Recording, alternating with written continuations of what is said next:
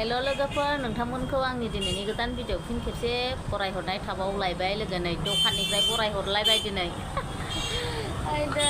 नै लोगोफोर आं दिनै मोनसे खोथा नोंथांमोननि गेजेराव लाबोनो सानदों। बे खोथाया जाहैबाय आं दखानाव खुलिनाय लोगो लोगो माने रिलि मोनफैदों। रिलिया मानि थाखाय जादों माने रिलिया ओरै जोंहा क'क्राझाराव रुपनाथ सिभिल हस्पिटाल दंखायोना फुराना बे हस्पिटालनि डिपार्टमेन्टफोरखौ हजों बेसरगाव मेडिकेल कलेजाव लांजोबनो नागिरबाय जाहैदों।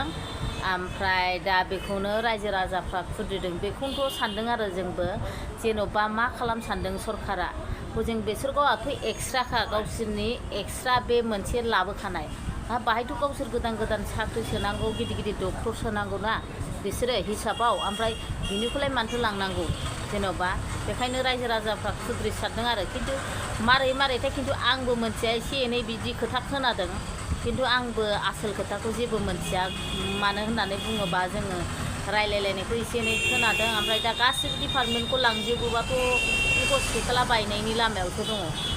जेन'बा माखासे बिनि साख्रिआवलाखौबो हरैहायसो लाङो। हरैनियाथ' हरै गोदानसो जानांगौ जेन'बा गोदान लाबोखाथारनाय डक्टरफोरखौबोथ' गिदिर गिदिर गोदान गोदानसो लाबोनांगौ जेन'बा ओमफ्राय बिनिखौलाय मानो लांनांगौ बेना आलदा बैना आलदा बेखौनो जोंहा दुखु मोननाय जादों आरो जेन'बा रायजो राजाया हिसाबाव बेबायदि खालामनाङामोन। बेना एक्सट्रा बेना एक्सट्रा फाक्का दा थाङै थुङै बिनिखौसो लानानै थांदों जाहैदों खोनादों दा रायलायलायदों आरो बयबो।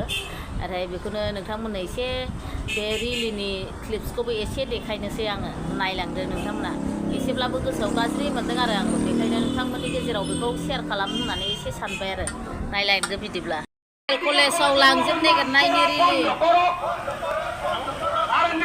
मेडिकेल हस्पिटालाव नगर बन्द करक এই দাবি আমার দাবি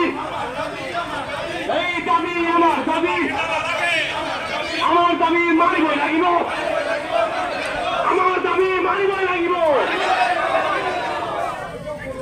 এই দাবি রাজ্যের দাবি এই দাবি কক্সবাজারবাসীর রাজ্যের দাবি